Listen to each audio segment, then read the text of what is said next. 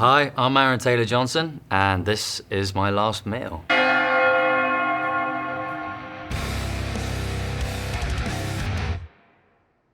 Every person has exactly two things in common. We all gotta eat and we're all gonna die. You might recognize today's guest from films like Kick-Ass, Nocturnal Animals, and Bullet Train, and his newest films, Kraven the Hunter and Nosferatu, are out this December. He's known as one of the true chameleonic actors of our generation, and his greatest transformation actually involved a last meal. Aaron Taylor Johnson, welcome to the show. Josh, thanks for having me, man. Of course, when you delivered the line, "My last meal will only be followed by my last breath. Make my death mean something." Aaron, the camera pans over to you. Okay. And you look exactly like a dog. How long did that makeup take? Yes, that was a commercial for dog rescuing, I guess. You know, it was right. Yeah. Are you gonna kill me tonight? My last meal. Did you never actually see the commercial? No. I didn't mean to put you on blast. No, I didn't. Crispy, yes. I saw it of obs. I honestly, when I do a job, I kind of like I'm fully immersed in that character in that project, and then literally come day of wrap, it's like, yeah, it's all erased. Well, know that you saved dogs' lives, Aaron, and that. By the way, what is that a cheese string tattoo? No, it's not.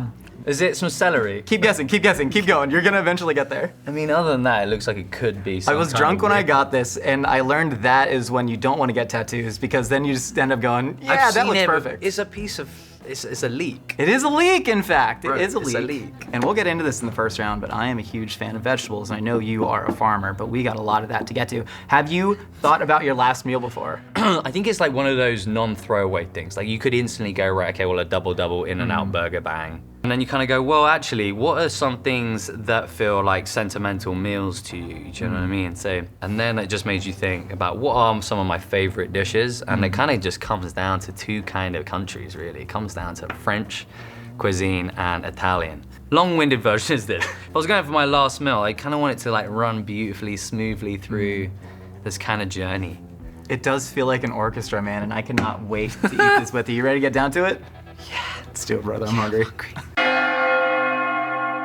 Aaron, for the first course of your final meal, we have the panier de crudités from La Colombe d'Or that is in the south of France. And all of the fresh farmers market vegetables, we actually got these from the Santa Monica Farmers Market, which I believe is the best farmers market in Los Angeles. We have the baguette, we have the enchoyade, that's an emulsification of anchovies, garlic, and olive oil. And then of course the pâté de volaille with aspic on top. We have an ice cold Stella Artois and an ice cold Badois sparkling water. My Beautiful. man. Salud.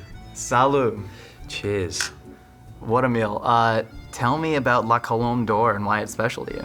It's an experience. So the La Colombe d'Or, yes, you said it right, south of France. It's in Port-de-Vence. It's the most beautiful little quaint hotel. The menu has never changed from the years I've been there. And this is one of the things that you get for like lunch or dinner.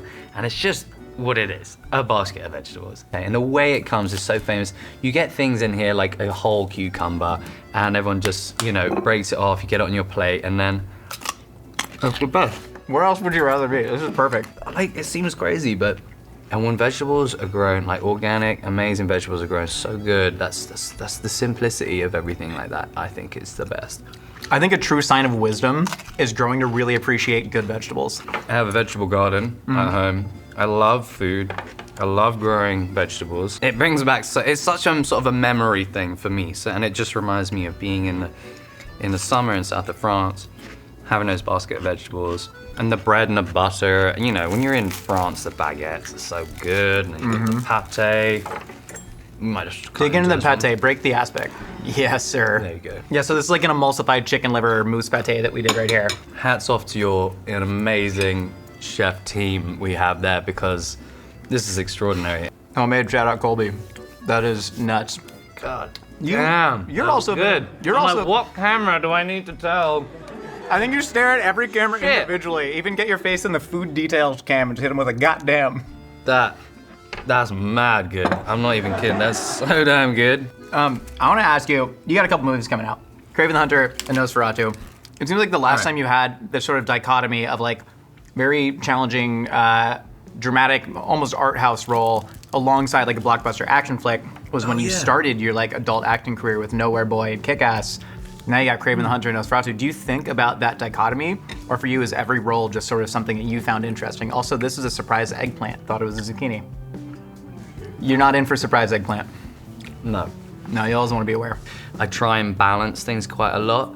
Like, right, if I'm going this far, if I'm going far out like here, I better have something that's gonna pull me back over here because I can't really stick in one lane. I really do enjoy the craft of acting and performing, and I find people are like, oh, I'm never gonna do that kind of movie or this kind of thing, or blockbusters are so this thing or what have you. It's actually like, what you're doing is you're denying yourself of actually growing as an actor because you're not experiencing the landscape of film industry. So the moment I've sort of opened myself up to doing those sort of things, I've learned so much. For the longest time, I did one thing a year. My babies were growing up and I really just loved and enjoyed being a dad for the most part. And I was never gonna miss that, for the world. So I was picking one thing a year for about a good 10 to 12 years. The industry, they're not gonna wait for you. Do you know what I mean? People can really thrive in this world, like in this sort of like,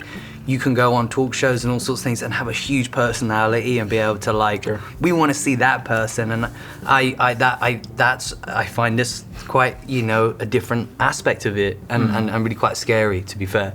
Yeah. Like, I'm happy to be behind a mask and in a character, You said that previously in Q&As, you sort of learned to inhabit the character that is Aaron Taylor Johnson doing a press tour. Right. Has your mind changed since then, or do you? I mean, we all mask constantly depending on different. Right. So everyone does that anyway. Whether you're out on a date or whatever, or on a night out or whatever. Do you know what I mean? Yeah, People aren't who they really are. They're gonna hide behind something. You don't really get to know someone till, you're getting real deep. But like, I did Nocturnal Animals with Tom Ford, and we were on a press tour, and I remember just being like, well, I guess I wasn't doing very well in the press side of things. And he kind of pulled me aside and was like, you gotta act like the movie star. And I was like, no, I don't know what that even means. That makes me feel sick. I don't really know what that means. Right? He was like, no, you should be there, like you deserve to be there. You've earned to be there.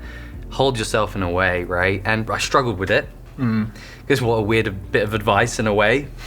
But the concept of what he meant was like, stop like, hiding behind, feeling like, I don't belong here. Yeah. Like own up to it. And that was some kind of a sort of a pinnacle moment of like, okay, I got to put on this hat. Is any of that because you don't feel like you're good enough to be a movie star, like imposter syndrome? Or is it simply you don't feel like all movie stars should have to act that way in a certain sense? Because it is weird, the whole press tour. Probably because I don't really care what movie stardom is. I guess I don't really know. That was never my intentional goal, right? Having the joy of like making movies is already a win. It's such a blessing. Like, I can't tell you, like, I don't have much expectations for those. I don't carry things on that. I don't hold on to those. Good for you for the spring onion, because I don't do the spring onion. You shouldn't do the spring onion. You should not I did it because the tattoo. Yeah. Dude, I didn't mean to interrupt you. I was trying to be sly about it. When you started acting when you were 6, you said part of the motivation was that you simply couldn't sit still when you were a kid. You were hyperactive, you were in all these things, and then going to move from character to character was something that could really keep you occupied. It seems like you're maybe still motivated by that now, going from all these different genres to genres, taking on more and more projects now. Do you think your motivation has changed since you were 6, or are you still kind of right back in that in a sense? So I started really young. I started when I was 6, and so I think it became my school of learning, right? Like, I spent a lot of time being opposite like really great actors, and when I was 12, I did like Jackie Chan and Owen Wilson for like Shanghai Nights. I was like, what? This is insane. There should have been 12 movies in that series, but go on. Do you reckon we should do a third? You and me. Bro. We gotta get Jackie on board. We can get Jackie on board. You can call me agent. If you guys don't need me acting, I can just do crafty. When I was at school, I never spoke about that side of my life. I kind of lived a dual life for a long time, but it was good. I grew up in a place outside of London, in the suburbs, and went to a very ordinary school and had great friends, and in the best way possible. It just kept me grounded in a great way. So there's definitely kind of that dress up, element that I was a kid where I just used to play, dress up, play with our friends and kids on the street, and we used to put on little performances and plays and stuff like that for the parents and things like that, like my kids do now. Yeah. I feel like acting actually was like my therapy in a way, right? It's very therapeutic because you're tapping into really, emotional parts of yourself, really dark places, and you're being allowed to express that. You're being able to be unapologetic at times and relentless, and like, I love putting my body under kind of physical constraints like that. You mean like actual physical pressure and strain, like,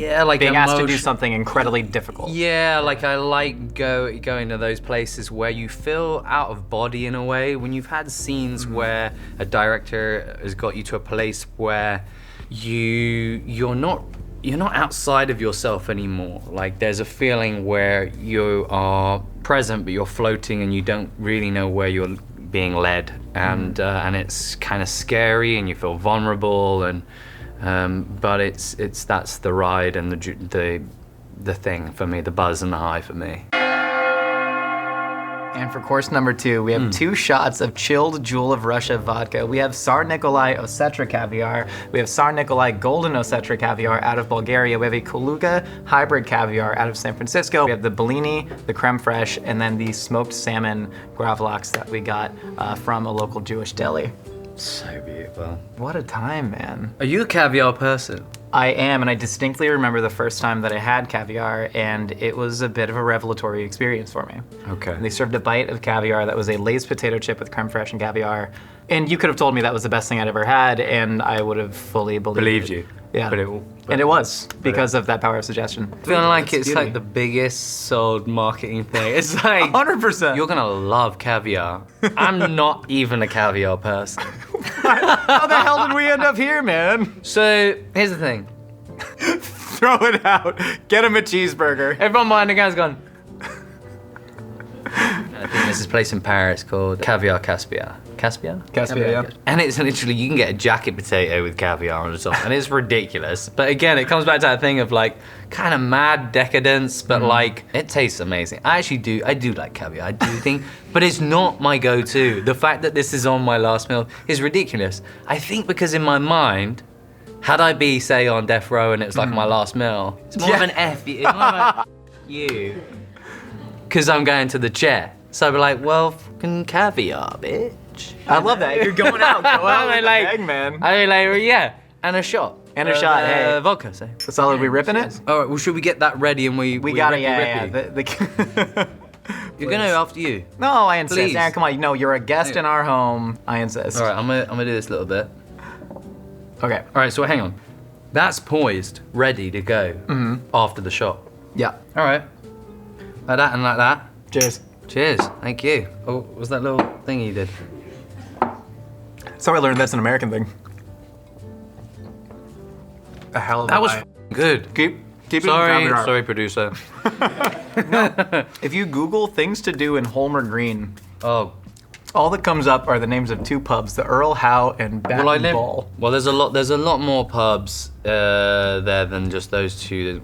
I haven't been there since I was like 15. Well, I was gonna ask, when you were growing up, was a lot of your motivation to try and get out of Holmer Green, to try and enjoy the wide world of caviar and salmon and like all of this adventure out there? Yes and no. I think I truth of the matter is, I actually was a kid who grew up on fast food chains. Like, I grew up on, microwave, from the freezer to the microwave was my, food at home. And so when I went on this journey to different places and you'd eat out in, amazing restaurants with the crew and that, it kind of opened up my eye to actually what real food is, firstly, and to amazing flavors and taste and things like that. So I guess the irony is now that I just love when it comes just to the simplicity of things, like even a vegetable, when it's grown right, can taste amazing. You talked about how you had self-destructive tendencies from being a young actor in London where all there was to do was get pissed and be naughty. What brought you out? That was the tame version. Yeah. What's the untamed version? Well, the version I can't really ever talk about, really. No, I got little ones. No, I got little ones, When you first come to the world of like press, if someone asks you a question, you just want to be as genuine as possible. So you go, all right, yeah, here's the answer. And then someone goes, you need media training. I think adolescence, you're definitely curious and you're experimenting and you're exploring. But when you're doing that and you're possibly on the world stage, those little moments of life experiences kind of get taken away. So I guess, yeah, there's a lot of stuff that you just don't really want to discuss. Do you mourn for those life experiences that are lost to that? No. I mean, I've had many amazing, wonderful life experiences, many that nobody knows about, which is great. It's hard, I feel, I'm a father, do you know what I mean? I'm a dad. My girls are teenage girls. I've got teenage daughters, mate. You know what I mean? They're having a very beautiful, normal childhood, as much as I can possibly give them. That's my gift to them. That's their blessing and their privilege. Are you protective of that gift because you feel like you didn't have that, or are you just trying to preserve it for the sake a of little bit, Sure. because I was a child in an adult world. Yeah. And there's a lot more restriction, boundaries, laws, all sorts of things that are now, right? Yeah. I just done a movie 28 years later with Danny Boyle, and the lead is this young lad, Alf. He's 13. And I really took him under my wing, and as did Danny, and we took care of him in a way that was like, I remember being that 13-year-old. Yeah. But I didn't have someone who took me under my wing. And it's a wild world you go into, like navigating being a child, but also being asked to have your own opinion as an actor. So you step on stage, you go, well, how do you feel like getting through this scene? And you kind of go, oh, well, I guess I probably do this. So then you start to get like, oh, I feel confident about who I am. Yeah. Confidence without wisdom confident, but then, a hell of a... Right, and then where does that ego start to come in? Does that arrogance start coming? Well, and also all of that was before all of this. That was probably the last of having a time where you could, still be yourself. Yeah. Meal 3. Light it up! Aaron, for course number 3 of your final meal, we have the buff tartare from Petit Trois, along with some grilled toasted bread. We have their butter lettuce salad over here, and then of course we have the whole rack of grilled lamb alongside pomme dauphinoise and tomato provençal, a little bit of jus on the side, and then of course for the wine pairings, we're going with the 1999 Chateauneuf de Pape. I like to sort of cut the fat. You get a little bit more age on that, 99. Beautiful. Then we have the 2020 Saint-Emilion Grand Cru Classé out of Chateau Pavie-Maquin. Gorgeous. And our in-house sommelier, my brother John Scher. Love you, John. He actually picked these wines out. So. Well, thank you very much. What a beautiful pairing. Honestly, amazing. Where are we starting with this one? I think the Chateauneuf de Pape. Beautiful. Cheers. On it. Cheers. Look at that. Cheese and rice, man. That's really delicious, isn't it? You a fancy boy? You like fancy boy things? You a little fancy boy? You a little fancy pants, ain't you? So shooting Kraven, we've been doing that for the last 2 years, and I didn't drink a drop of alcohol for 2 years straight. Get the hell out of here. Is this your first drink since the 2 years? No. And what, hang on, we've just drunk beer, vodka, and wine. There's no scientific evidence that mixing alcohol is bad for you. It is simply a volume game. When you do mix alcohol, you are more likely to have drank a large volume. So I think it's healthy, and I think we should be diversifying our efforts. Perfect, well thanks for clarifying that. Of course.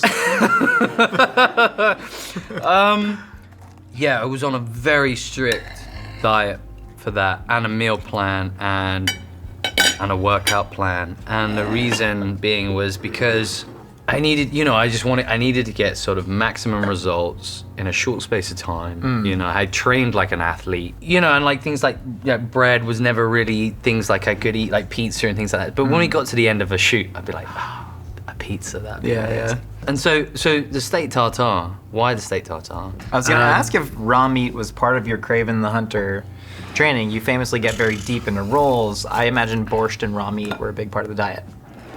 Nah. Well, where do I go? Like real food is, chicken, steak, fish, things like that. Challenges, I think, for Kraven the Hunter was you only got to look at the comic books and you kind of go, my God, this guy's like, he's just got his arms. Sure was. Just ginormous, his shoulders, his arms.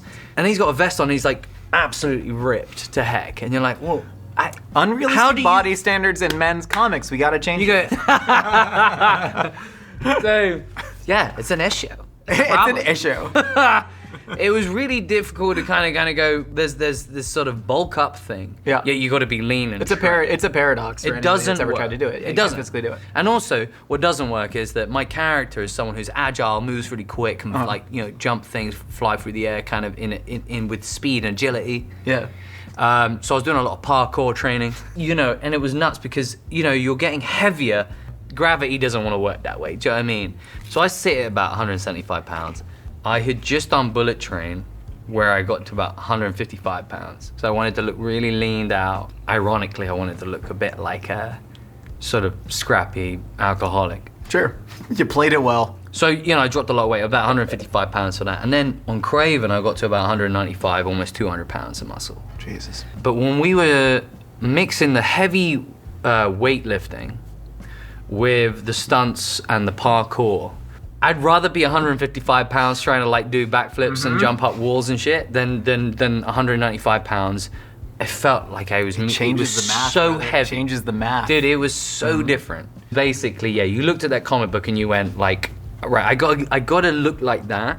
That's a challenge. I gotta look like that. It's anime, So people go, oh, okay, yeah, it's like a Marvel superhero. He's just a comic book, right? Bang. That's just one of many aspects of my job for that role. Yeah. And beyond that, it's like working with the writer and the director and giving this character layers, going through all of the comic books, finding pieces of material, and kind of going, how do we give this comic book character some relatability and like ground it. Yeah, well, it seems like you have so many different problems that you have to solve at once. Also, eat the tartare, eat the lamb chops, are getting cold. I'm gonna talk your ear off. It sounds like you have so many problems to solve simultaneously and so many things to worry about. I have a general theory that humans want struggle. We want something to be able to constantly work at, a problem that needs to be solved. There's a theory that laughter is literally comes from a place called the problem-solving gene, as in like, aha, I've figured it out. When you're not acting, solving the problem of how to bulk but stay lean, how to move like a cat but also punch somebody in the face convincingly, how to play Russell Crowe's son but also love him like a father, you're digging in the dirt and figuring out how to grow vegetables. Do you think that you are just sort of constantly running from one problem to the next because that's the human condition? I've been drinking. I don't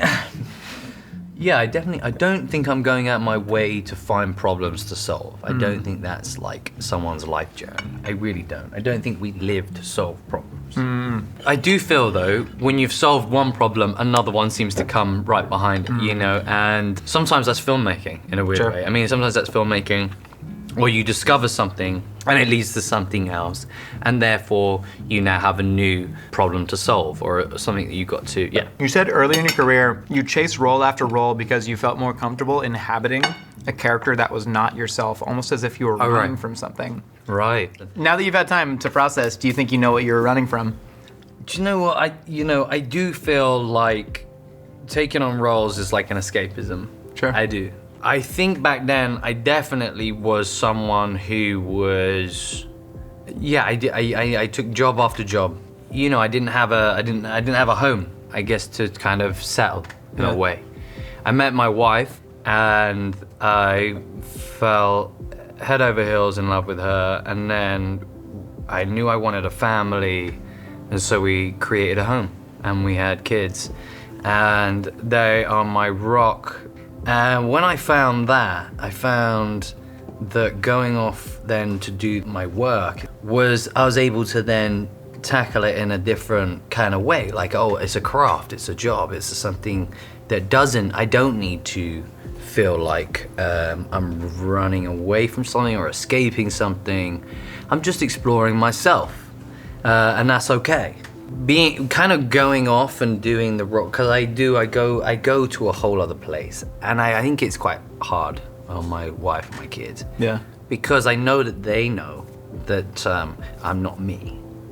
Yeah. I go way out. But the joy and the beauty and the sort of like love and security is knowing that they'll reel me back in. Yeah. And also when I finish that job, I come back to that person that I guess I truly am at the heart and soul of everything.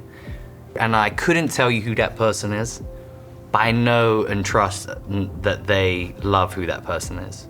And that person is the true me, I guess. you have been chasing down so many roles and playing so many other people that you don't exactly know who you are, which to me, there's no intrinsic value in knowing that. But it seems like other people would get worried when you say, I don't know who I am, but my family does, and that's okay.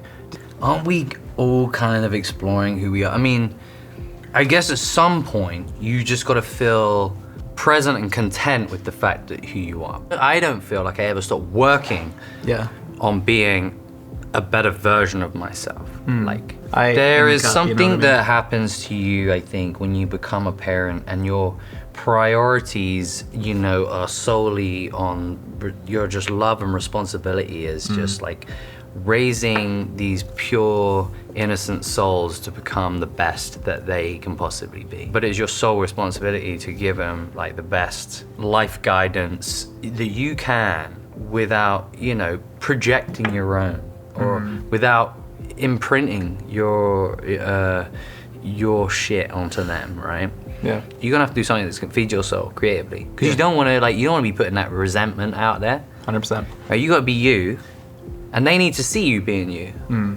Because you're role modeling for them to be them. Yeah. Meal 4, 5, 6, what the f are we on now? Line it up. And for the final course of your final meal, we have dessert. We have the tarte tatin aux pommes, the crêpe lemon, we have the fraises des bois avec chantilly et crème fraîche. A little espresso, and then the red wine stays on the table, man. Yeah, the red wine's hitting the spot. Tarte tatin might be my favorite pastry in the entire world. Me too. Yeah?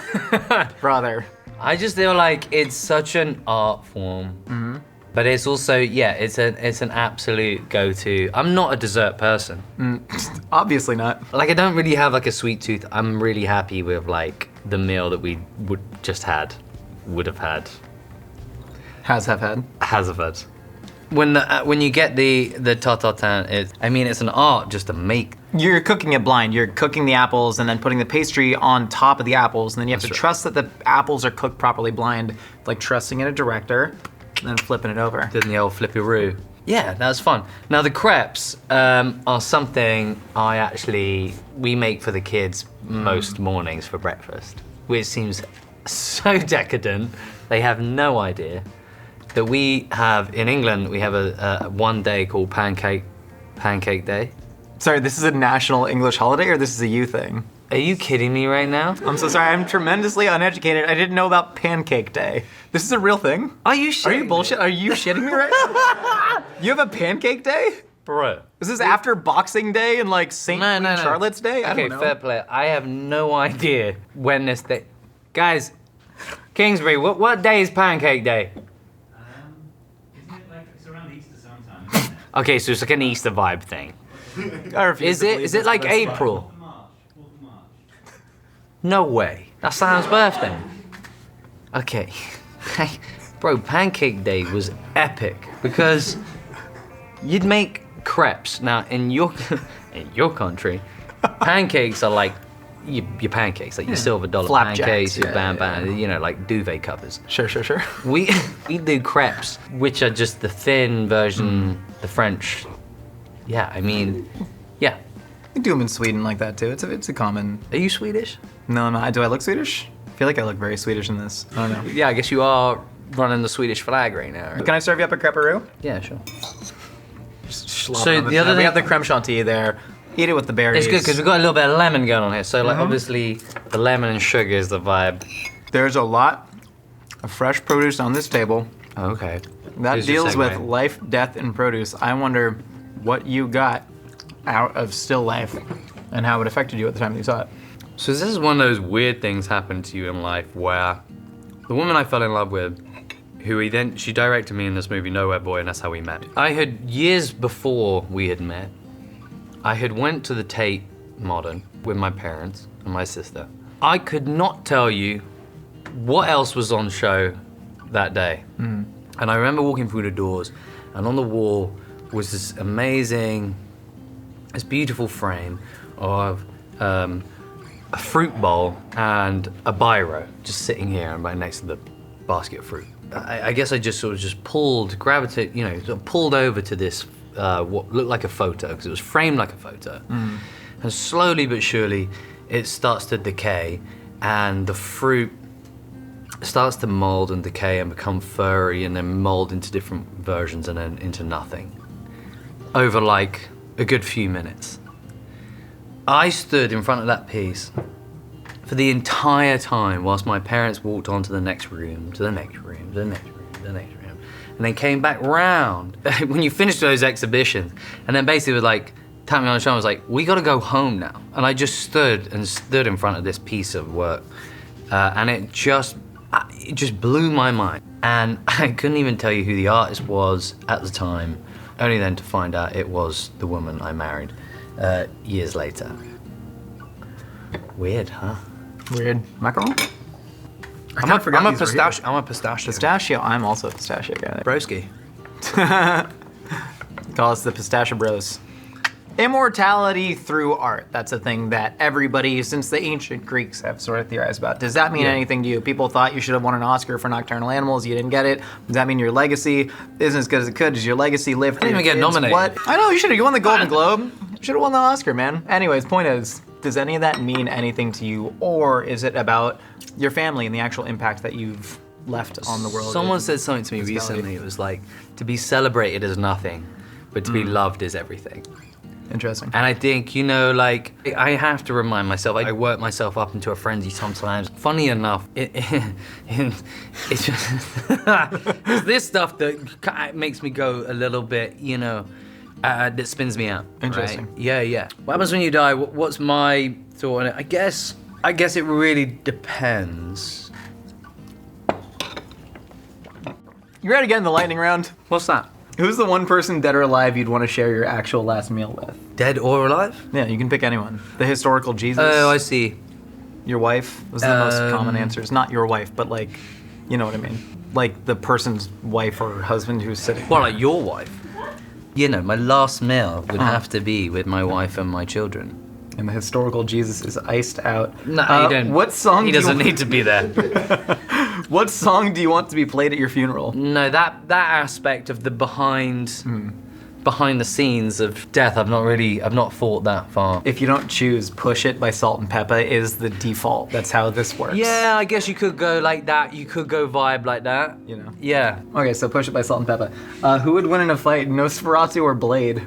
I mean, I guess I'm supposed to say Nos, but probably Blade. Right? He's got swords and shit. Between Tobey Maguire, Andrew Garfield, and Tom Holland, which Spider-Man would you most want to fight? Oh, fight. Yeah. Not on screen, I'm talking like on raw, real life. Back alley, yeah. One of them has they threatened to glass you. Did they? What? Yeah. I'm On saying, one of these? which one of them would you most said want? that? No, this is a hypothetical question. One Wait, of the who Spider-Men the fuck said that? One of the Spider-Men's about to glass you. Which one do you most want to fight? That seems like such a rude thing to say. Well, he's about to glass you. Complete the famous line from movie history. The name's Gonna Bond. fail. The name's Bond. What's this strawberry? Not a cinephile. He doesn't even know the line. What's your greatest regret in life? Don't have any regrets. You said that so convincingly and so quickly. I've never had a tendency of looking back. Yeah. It's almost like I can't even look at old photos. I don't live in a sense of like, oh, I wish we still lived here. I don't feel like I move on. I keep moving forward. Yeah, I don't hold on to regrets. Aaron, finally, are you happy? Yeah, I'm happy. Yeah, are you happy? Yeah, like happy as I can be, I think. Happy After this meal. After this meal, I'm certainly. full and happy. I have a lot to be happy about, and I feel very content. No, I do. No, I know, beautiful but that's the children. least happy person shit to say. To say, are you happy? Go, I have a lot to be happy about. I'm not Eeyore. I can tell. But I definitely, and I have bursts of like, I'm a Gemini, right? I'm very much a Gemini in a sense of like there are really two sides to me, and I usually want to keep that other side maybe working in role like that can be the acting side possibly because that's innate in me. I can tap into that too quickly possibly. And man, I can't thank you enough for having this experience with me. Incredible meal. Incredible insight. Truly, thank you. It was an incredible meal. By the way, you and your team, all the wonderful people who cooked this fantastic meal, these desserts, the main meal, so amazing. It's been good. It's been good. We got stuff to take home, but in the meantime, if you want to deliver your last words to that camera right there. Sure, what's my last words? Oh, what Supposed is to come up my with them. Yeah, whatever you want them to be, man. Oh, just at the end of your life, just Yeah, say nothing but a shake my ass. nailed That's it. Goddamn right, you nailed it. Everyone, make sure Nailed to check it. out Nosferatu and Kraven the Hunter, both out in December. Aaron, you got anything else to plug? No, you said the 2 films, right? Yeah. It's 2 of them. I got nothing else to You gonna do more of them, like later in your life? One more films? Yeah. I don't know, after Keep it this trucking. meal, who knows? Let's hope so. Let's hope so. We'll see. Yeah, everyone go see Kraven. If not, find him at a local farmer's market selling his vegetables. We all gotta eat and we're all gonna die. But in the meantime, you can wear our Last Meals hoodie, available now at mythical.com.